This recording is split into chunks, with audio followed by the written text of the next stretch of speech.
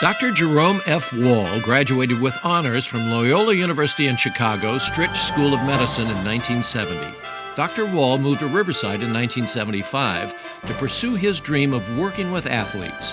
Dr. Wall and I met in 1981. I was in Clearwater, Florida, and I went to a meeting in Texas, met Art Webb. Art Webb brought me to Riverside, and Dr. Wall was the orthopedic surgeon for the physical therapy group. First impression, he scared the hell out of me. Yeah, because he was intimidating. And he was this rash guy that, he had what was called the magic wand, which was the scope. Nobody knew what the scope was until he showed up. And that was the magic wand, and he was known for the magic wand.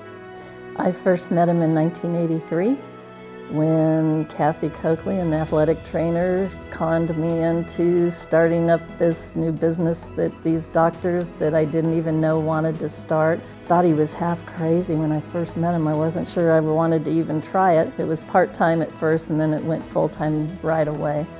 And he was just so gun-ho about everything, and especially the sport program. He wanted to get things going in Riverside. He showed up in his Ferrari, which was kind of intimidated because I had a car with no tires. And he would walk in there, and I did all his knees, and he scared the hell out of me because he'd walk in and he'd just whoop off all the patients' names and who's this guy, how's this guy, da, da, da, and I couldn't freaking remember them. Then, imagine now. And so what we do is we would make cards up of all the people, all his patients, and we'd try to memorize all the stuff so when he showed up, we'd have some idea what he's talking about. The best thing with working with Dr. Wall was when we met, that was the meeting. We didn't have to go through a panel or anybody else. So that's how come things got done. The All-Star football game, I was walking across the bridge and I called him up and I said, hey, what do you think about an All-Star game? He says, okay, if you lose money, I'll help you out. And so that's all it was. When we did the All-Star basketball game, that's all it was. I just had a conversation with him.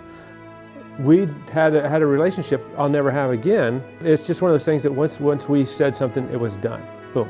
He threw himself into everything, he did.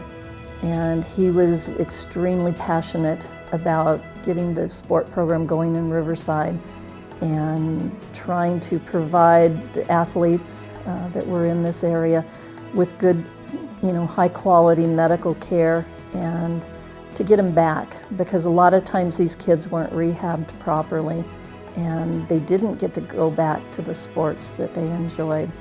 And so he wanted to provide that for them. So we had state-of-the-art equipment. We had wonderful people that worked for us. He would bring in outside people. We got to work with the head trainer for the Angels for a couple years. He brought him in off season, and we got to do a lot of things with him, including going down and getting to work with Nolan Ryan and other things. When the sport clinic came out in 1980, we tried to mingle it from, like at Ohio State, the greatest university in all the world, was we had one athletic training room and then we had all these sub-athletic training rooms, and that was the idea. So we had the athletic training room at the sport clinic, and then we went out to all the high schools and we made them, satellites. And so we opened up this thing in the morning, 6 to 8 in the morning, and it's still going on now thanks to Riverside Medical Clinic and Judy Carpenter. But who would have thought of that? Can you imagine all the care that was for free? And then we had a clinic on Wednesday afternoon, so an orthopedic surgeon would see him too. And the thing was, there was no question if a kid had trouble with a brace, no money, no x-ray, we would just do it. There was never a question. It was always about the kids.